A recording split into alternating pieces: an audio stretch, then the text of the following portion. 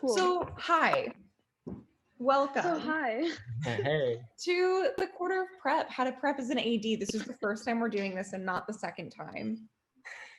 So I'd like to welcome Connor Lawler and Gianna Capra, the best ADs at DePaul, past and present. Here we go. Thank you. Yeah, thanks. Do you want, or should I take it? I'll take it. You Okay, got it. so You got it. hi guys, I'm Connor Lawler. Nice to tune in or see you guys kind of. Just a little bit about me. I'm from Minneapolis. I'm a sophomore here at DePaul. I've worked on a couple sets here with Gia and a couple sets back in Minneapolis too. And I definitely realized I really liked it and stuck with it. And I've always kind of wanted to do this whole film school thing. And then I learned about ADing and I loved it. It's fun. It takes a lot of work, a lot of stamina, and kind of keeps you going. And that's why I'm here right now talking to you guys. So yeah. Yeah. And I am Gia, and I recently graduated from DePaul just in June. And while I was there, I concentrated in directing, and so that was my primary focus. And then my secondary focus, but just a really big priority and something that I really, really became very passionate about and really enjoyed doing was ADing and learning more about that. I also produced and wrote and just kind of really took the time to learn all about the pre-production and production process and what really goes into that from a production standpoint.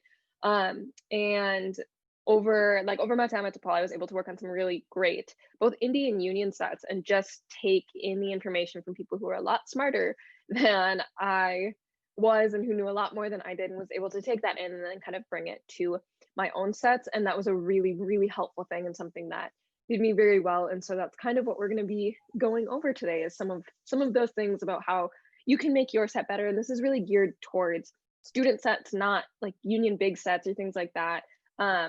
Student sets and indie sets, and kind of where y'all are at, what you can do to be improving with the resources that you have. So that's what we're going to be going over. Yeah, totally. Okay, so so what we're gonna be going over. So first of all, what do ADs do? Second of all, how can you be a better AD? And we all can be better AD, just like how we can all be better people. So that's always an important one. Production pages, safety, which is very, very important. All these things are important, mind you, very important. And then what if you don't have an AD? So those are the things we're gonna be jumping into. Okay, what do ADs do? So first of all, ADs report to the producers, and this is really, really important because your producers, they're the ones, that they're handing off information to you, you're handing off information to other people, people are handing off information to you and back to the producers. And we'll get back into this in terms of one of our bullet points down here, but it's always good to be very close with your producers and very communicative with them and just talk with them, see where everyone's at, see how set's going. It's just, they're the people that you want to be tight knit with for sure, because they have a lot of very useful information, just like how you will have useful information to let them know as well. Second very important thing is creating the schedule. So this is very, very important because this, for me, in my experience, this is how the film is like literally made, right? Because there's a creative side and all that kind of stuff. And this is definitely like the technical, timeline of how the film is made. And this will be made with the producers and other department heads. It's a very collaborative thing. This is where, you see where people need extra time on certain things, where people say, you know what, I don't need that much time on this, but it's all, working together and figuring out how that shot is gonna be made and how long it'll take. Now that jumps into maintaining the schedule on set. So that's also a very important thing too, is as an AD, that is one of your jobs, is thinking, okay, how can I keep this moving? How can I keep this flowing? And how can I make sure we all get out of here at the end of the day, as not as soon as possible, but, according to schedule. So that's another very, very important thing. and then maintaining safety on set. So this is probably the most important thing, I would say. You know, at DePaul, this is something we look to. And this goes from allergies to fire hazards to, you know, locations. If you're in a parking lot or on a street or in a place, you could be in a lamp shop and there could be a lot of glass or something like that. You know, this is something that it's just having that awareness of where people are, and almost thinking about things that maybe other people on set aren't thinking about because their head is elsewhere in their own job. So maintaining that safety and it's just huge. It's huge. We all, you know, safety is number one priority. Maintaining a balance on set between crew members and entire departments. So this bridge right here. So they are a bridge between the producers and the rest of the crew. So G and I had talked about this before a little bit. So this is huge. This kind of goes back to reporting to producers. You're that, like, the bridge is the perfect way to put it. I don't even know I was going to come up with something else, but you're the one that people on set will come to you and tell you how things are going, and then you'll relay that to the producers, and goes the same way. Producers will come to you and you'll relay that to the other people on set. And you're that main connector. You know, I think a good way of thinking about it is like a connector that brings everyone together on set, and you keep it moving too. And then also jumping into the next thing, communicate. That's huge. It's the biggest thing. You have to be able to, you know, work with other people and just be able to, I don't know. I mean, communicate. I don't know. It's one of those things where talking to people, talking to other people, you know, it all works together. Anticipate and plan for all scenarios. So this goes into safety a lot. So pretty much with anticipating and planning for all scenarios, it's really important to think ahead of time, you know, and think before things happen. What could go wrong? How could it go wrong? All that kind of stuff. But also remembering that, okay, it won't. It's just a matter of if it does, that kind of thing. And yeah, that's huge with safety, of course. So yeah. Yeah, awesome. So what we'll be getting into next is how can you be a better AD, because it's likely that you know what they do. It's like likely that you work around them, excuse me, good or bad. And if you have had the chance to be an AD, or if you're a producer who is working with your AD, I think this translates to a couple of different positions working with an AD or being an AD yourself. So the first one that I want to talk about is how you talk to your crew, how you talk to your producers, how you kind of talk to people, mostly crew and mostly the people that you're trying to keep on schedule. So there's this funny thing that I think happens sometimes, and it's part of the reason that assistant directing can be a little bit intimidating to some people, is there's this like, you do what I say mentality of like, you have 7.5 minutes to get this lighting set up because that's what I said. And that doesn't help anybody. It kind of kills the mood for the day. And something that isn't really said a lot, but proves to be true, is that production is not only the glue, because production is the communication of the set, and it's the through lines for communication of the set between everybody. Because that happens if everybody's grumpy because the first AD is not having a day and is just really grumpy and is treating people poorly and is doing that whole thing, it's going to fall from the first AD to the second AD to this, from the second to the second if you have that, and then to all your PAs. And guess what? All your PAs talk to everybody, and that makes everybody grumpy. And so there's this mentality that not only should be used for department heads of like how much lighting time we're going to talk about, but also for your lockup PAs when you're telling a PA to go stand on the corner for an hour and things like that. And it's just how you talk to people and the mentality that you're using. Instead of them working for you, you're really working for them, and you are doing what you need to do to fuel them to do their jobs, to keep the day moving, because that is all we're trying to do here, is keep the day moving. And like Connor said, go home when the schedule says we are going to go home, and not a minute later or earlier. So kind of going off of that, know how your department heads work best. This also goes for PAs and others, but I think it really applies to your director and DP especially, but also your gaffer, your production designer, those other department heads that you're working with. It's very similar to actors and how directors will tune into actors' brains and they're like, they like this language or they don't like this language. And I'm going to steer clear of that because that's going to not do well. I'm not going to get what I need from them if I say this thing. So it works the same. Does your director, DP, and PD, do they like a minute to minute schedule? Or do they work better if you say you have an hour and a half to get this X number of shots? Go, I'll check in every 20 minutes. And then kind of going off of that constant communication. And so kind of was talking about it, just the constant communication of checking in with everybody all the time, not in an overbearing and annoying way. And I'm going to talk about that with the next bullet point of how to be there without being there. But specifically like lighting setups. If you have 45 minutes for like a long lighting setup, be checking in every 15 minutes, kind of make a little round and be like, hey, how are you doing? How are you doing? What do you need? How are you feeling on time? And that goes back to that, like you have 15 minutes or like, how are you feeling on time? Because it's likely that if you agreed on 15 minutes, they're going to be like, 15 sounds good. And if they don't, you work out a compromise and move from there. So the constant communication and constantly checking in kind of really rolls into this, knowing how to listen at all times without being in the way. It's something I like to call being close but far. I did not invent that. Someone invented that. I don't know who it was, but I've heard it before. And I think it's genius.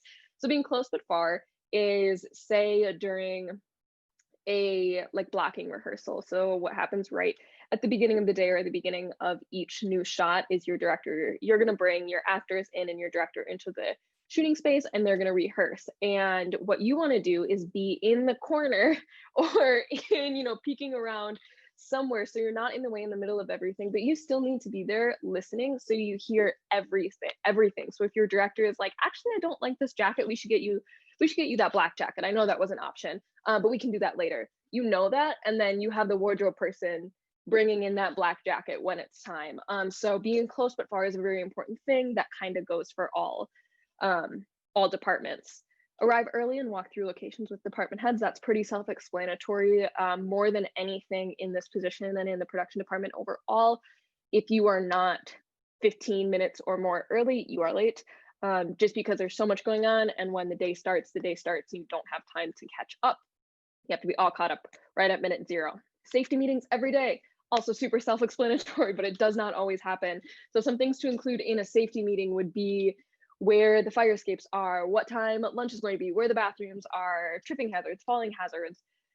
Check in with each of your department heads, see if they want you to mention anything. Do those every day. Safety is number 1. Schedule is important, but safety is number 1. Know the process.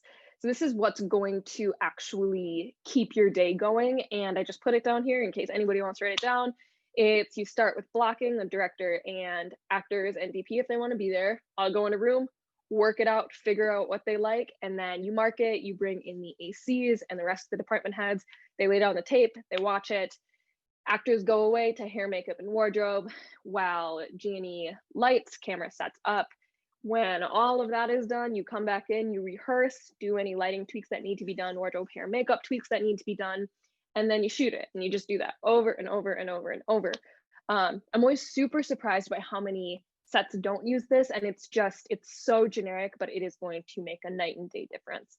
So that's the process. Know the safety procedures. This is not a joke. Know the safety procedures. Know where the fire exits are. Know who to call if something happens. And I think I have definitely been on the other side of this where I now know every single person to call because I've been in situations where I'm like, oh, that's not going to happen. We're not going to find some crazy thing in a location and we're going to be confronted with this big safety issue. Yes, it will. Just know the numbers and know how to say no to things that are unsafe. And so if you have crew that is like, I don't feel good about this, I don't feel safe with this, that's when that bridge between producers and crew, or director, producer, and crew, the people pushing this forward, and the manual labor people, that's where this really kicks in. If you walk into a location and it's really unsafe for whatever reason, but you could maybe swing possibly getting the 2 or 3 shots you need if you condensed it down, and your crew is like, I don't want that, I don't feel safe. That's your job to be like, hi, I care for you as the crew, and we're not going in there. And you get to bring that to your higher ups. And so that's an important thing, really important thing to be able to do. Listen and note everything during production meetings. That means everything. If your DP says, that'd be cool if there was a window there, write it down. Write it down so you know. So in 2 weeks, you can say, you wanted that window. Do you still want that? Keeps you on top of everything. And if you're on top of everything from the beginning, you will be on top of everything on the day. This is my favorite thing. So a distro box. I have it with me and I'm going to show you because it's awesome. And when I started ADing and doing stuff like that, I ended up like coming to set. I was like, I need extra copies of things. What if people want them? What if the director wants an extra copy of the script or whatever? I gotta have it. And I would just have this like folder of unorganized like paper and shit, and it just wasn't great. So I saw someone using this on a union set and it was awesome. And I have just tailored it to what works best for me, but it is a little box and I will open it up and it's awesome. Leah, I know you're not here, but I know she's so happy. She loves this thing. Yes. So inside it's just a whole bunch of folders, and essentially what I would recommend doing, I carry this around like I walk into set with it. It's like a little briefcase. You can have scripts, like extra scripts. You can have your sides for the day, the one-liner, the timeline, extra call sheets, crew information, cast information, like phone numbers, anything, SAG papers, anything you need from them. Locations permits, that's a big one, because if some grumpy person comes up to you and is like, you don't have the right to be here, you can say, yes, I do. Look, here's a signed permit from the city. And just anything that you might find helpful, I would put in here and bring here. I also have extra supplies, office supplies up on top. So that's something I super recommend is a distro box. It makes my life 100 times easier, and I would definitely recommend that. So that's my very long spiel on how to be a better AD. Thank you for sticking with me. Distro box. All right. Is an AD your best friend? I love it so much. It's awesome. All right. So now that was kind of some of the more fluid stuff, some of the smaller nuanced things that are going to make you a better AD.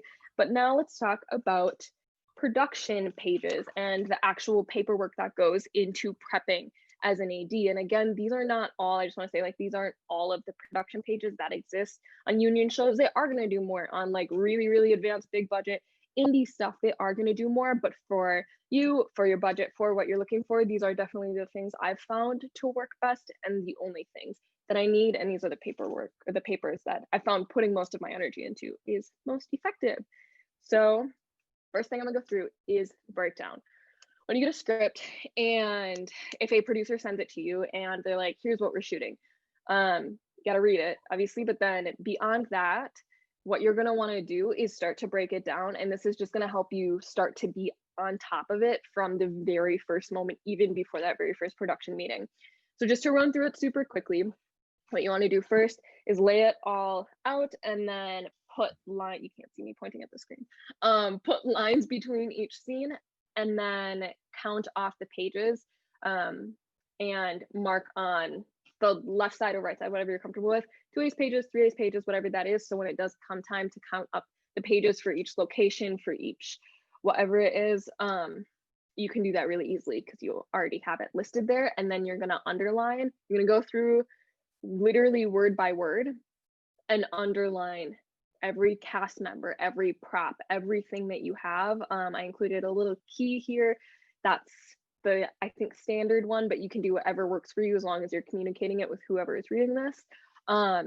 And this is just so you can go into those production meetings and say, so there's a sign that we're talking about and it says flashback thrift store. Nobody, it's in a script, nobody has mentioned it. Do we still want that, or do we want to 86 it? And that keeps you from being on set on the day and the director looking at the script and being like, do we have that sign? Because you've already talked about it. So you want to break down the script. Nobody's going to approve this. This is just for you and your AD team. And the producers, a lot of times the producers might take a look at it, but they don't need to approve it, to keep everything all sorted out right from the very beginning. So that is the breakdown. All right, and one-liners. Okay, so first of all, who approves this? Producers do, directors, and all other department heads. So this is super important, super important. This is probably the closest thing you will have to a schedule, unless you make your own like personal schedule, you know, with your own, if you have your own preferences on how you like to lay things out and stuff like that. But this goes to all the crew too. And it's important 1 week before shooting. Wait, does that say shoot? I gotta check to make sure.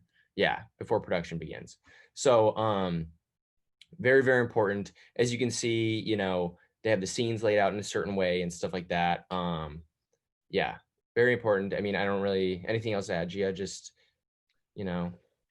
Um, the only thing I would say with the one-liners is that you don't want it too cluttered. And so Yeah. sometimes like I always get the tendency to add like, and then there's this, and then there's this, and here's this one emotional one thing. And the real point of this is that your like best boy Electric can look at this and be like, cool, I have all the information that I need and no more. And also your casting, whoever can look at, or your wardrobe supervisor can look at this and say like, cool, I have all the information I need and no more. So it's just a really basic skeleton, not Yeah. the full entire detail. You don't gotta put the whole entire script in Skeleton here. is the best way to describe it for sure. I completely agree because this helps everybody, and at the same time, you know, it's very small. It can fit on one page. It's easy, but Mhm. everybody knows where they're at. Yeah. Yeah, and the timeline. So this is something that I just specifically do. It's not on all of them. All it's not. I don't think it's standard for one-liners, but I'm just realizing I put one in here with the timeline on it. So a lot of times with one-liners, just for student shoots or just for indie shoots, I will put the timeline on it. So this can essentially be just like a layout of the day. When we're going in, we know exactly how long we have, or if this is the only piece of paper a producer has on them, they know when we should be moving on from scene 1 to scene 4. They're going to check in with me at 2 p.m. and be like, what are we doing? Why is it 2:30? What do you know? So that's kind of a helpful thing. And then also cast numbers. That's not something that everybody, sometimes I get some questions on that. It's just like, what are the numbers under cast? And so just to go through that super quickly, each cast member gets a number, usually sometimes it's by lines or lead character, whatever it is. You will number each cast member, and so that's whenever you see numbers on a call sheet or a one-liner or something like that. If you did not know before, it is the cast and who is there during what scene. Yeah. Got anything else? Well, and speaking of call sheet, that's our next. Yes. Yeah. So, and that actually, real quick, in terms of numbers and cast and stuff like that, that will be on here too. But a call sheet is pretty much a lot like, yeah, it's kind of it's a shortened version, and it's a day-to-day version of the one-liner. So who approves this? Producer, director, department heads. This is sent out to all the crew on the days of shooting or the day before. It is the day before for the next day. So here's here's an example of one that we had together. And it's kind of too small to see, but you know, it has the scenes, exterior, interior, all that kind of stuff. It has does it have contact information? I can't remember. It has everyone's names, all that kind of stuff. It's pretty much like just a breakdown of all the very, very important information you need, and you can pull it up in an instant. And this goes out to everybody.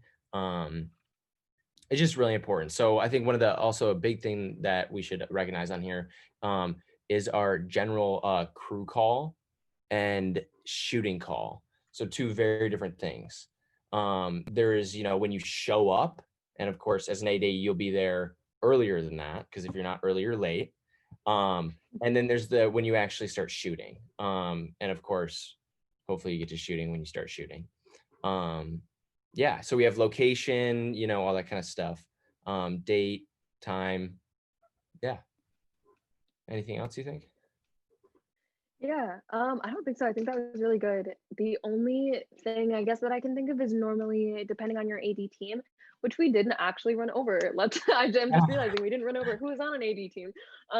So AD obviously is in production, they report to the producers. It's a first assistant director, and they cover being on set, all the scheduling, all the everything. Second assistant director is the one who is usually going to send out the paperwork. They're usually going to handle SAG papers. If you have SAG actors on set, they're going to handle making quite a bit of this. They're going to make the call sheet. They're going to send it out, kind of all of that stuff. And then you have your second assistant director. I know it is so funny, second, and then they are going to handle, I think in England it's the third. So I don't know what's wrong with us, but we got second. They're going to handle everything on set underneath the first AD. So the first AD says, I need 15 extras this way, walking both ways when I say action. Second AD says, okay, cool, background PA, I need 15 people and I need you to coordinate them. So that's the kind of chain of command there. And then under the second, sometimes there's additional seconds. That's not going to happen on a student set usually. And then underneath that is PAs. So I'm just realizing we didn't go over that. And so the second AD would normally send this out, but if they can't send, or if there's no second AD, it would fall obviously on the first AD. And Connor, do you want to talk a little bit about how to, like, if you're to receive a call sheet in the event that there's somebody watching that's like, I don't usually get call sheets like this. If you're to pull it up, what are you looking at? Where are you going in the morning? Kind of, you want to talk through a little bit of that? Yeah, so pretty much, that's a great question. So I think the highlights, or like the main points of a call sheet is location, time, and then what's going on that day. So yep, as we can see, yep, location right there. And that also, those have like their, the way they kind of branch out too. So that also includes parking, where you're supposed to park, all that kind of stuff. So, yeah, it's just one of those things that because I remember when we, in fact, on Kill Wolf, when we did this, I was, typing the call sheet up right as we were leaving for the next day, just to make sure everyone knew where to go, what time, for the next day. So it's a critical part of, being on set, being an AD. Yeah. I also want to add that in terms of kind of, ADs and stuff like that, and what, first AD, second AD does, stuff like that. That's a whole line of communication itself right there too. So not only does the communication go, up and down, it also goes left and right, throughout the crew itself. And it's something that having that communication is very, very important. And yeah. Yeah. Does that answer your question too, by the way? I don't know. Yeah, absolutely. I think Okay. that's a really good way to put it and think about it. Awesome. So that's call sheets. And next we have day out of days. So this is going to be used for longer shoots, for the ones that are a little bit more ambitious. If you have like a 5-day shoot or a shoot over 2 weekends or something like that, or something longer than that, we have this thing called day out of days. And so on most student shoots, this won't be used, but on the more ambitious ones, it is going to be used. It definitely, absolutely should be used. And this is called a day out of days, or DOOD. And who approves this? The producers, the director, and then all department heads are going to at least take a look at this. And if they would like to, I guess the only people, maybe all department heads shouldn't be on the approval, but if they want to take a look at it, they absolutely can, to know who is here during what. So for example, on something like this, the day out of days report for cast members, the wardrobe supervisor might want to know, when is Benjamin here? Is he going to be here all days? Do I need to bring his wardrobe all days? When do I need to prepare for who? And so what it is essentially is a list of all, in this case, cast members, and then just exactly what days they're working, what days they're not. It's really simple. It sounds really complicated. It looks really complicated. It's actually very easy. And then it can also go for props or vehicles or animals or anything else. Really, if you have a very big, very complicated shoot and you have a whole bunch of props, something like this can be used to show, we have a candle on this day and a backpack on this day, a backpack on this day, but not on this day, kind of thing, because that stuff can get super messy. So to talk about the letters a little bit that are on here. So under 7-2, Benjamin, for shooting day 1, SW means start work. W just means work, so they're continuing to work. This means an off day over here. SWF down here for Michael on 703 means start work finish. So that means he works only 1 day. And so this is page 1 of 3, so there are 3 more pages. There were a lot more days on this shoot. And so eventually, so Benjamin was one of our main characters. He started work on the first day. He worked almost every day except for a couple days here. And then eventually, probably on page 3 of 3, there's going to be a WF, and that just means work finish. Sometimes there'll be an H. So for paid shoots, that means hold. That means they're being paid to hold them. On non-union things, there might be an I. That means idle, essentially not being paid to hold. So I and H usually mean the same thing. And yeah, so this is just helpful if you have tons of props or if you have tons of really whatever it is, cast members, days, kind of things like that. This might be something that you want to look into doing. Yeah, that's our day out of days. And then this is the last thing we have to go through. And Connor, I didn't ask, is there anything you wanted to ask or add on the day out of days? Sorry. No, You good? yeah, I think so. Awesome. Okay. So this is the last thing we're going through, and it's what if we don't have an AD? Because a lot of times you'll get things together super quick and maybe you won't have an AD, or maybe AD will drop out last minute, God forbid. But in the event that that does happen, there are ways to kind of go or work around that and make sure that you're still doing what you need to do to have an organized set, because overall the ads they convey what the producers did all throughout pre-production. They're just saying like, okay, I hear all of the heavy lifting that the producers did through pre-production. I'm going to make sure all the heavy lifting does not go to waste and everything goes very smoothly during production. If you don't have that, still want to do all the prep work. So all these things we talked about, still do that breakdown. Even if you are the director and you are doing that breakdown, then you know everything, which you should be doing a breakdown anyways. So you know everything, you should know everything like the back of your hand if you're the director. But still do the breakdown, still do the one-liner, and make sure you're sending it out to your cast or your crew, department heads 1 week beforehand. Make sure you're checking that call sheet. And I think this was something maybe that wasn't mentioned during when we went over the call sheet, but the call sheet before it goes out, before the final call sheet goes out to every crew member, it should be checked with all your department heads. And so your DP and your grapher and your first AC and all of those department heads have to say, yes, I approve that before it goes out. Still want to do all those things to make sure that everything goes smoothly. A lot of times that work is going to fall on a producer, but you want to communicate who, if you don't have an AD, who that work is falling on. Communicate all the prep work with the appropriate people. So that's exactly what I was talking about. Make sure the DP, the first AC, the wardrobe, whoever sees that one-liner, sees that day out of days, sees what they need to see, and they say, yes, that's good, I approve that. Or they say, no, can you make this change? I talked about it with the director and they actually want this.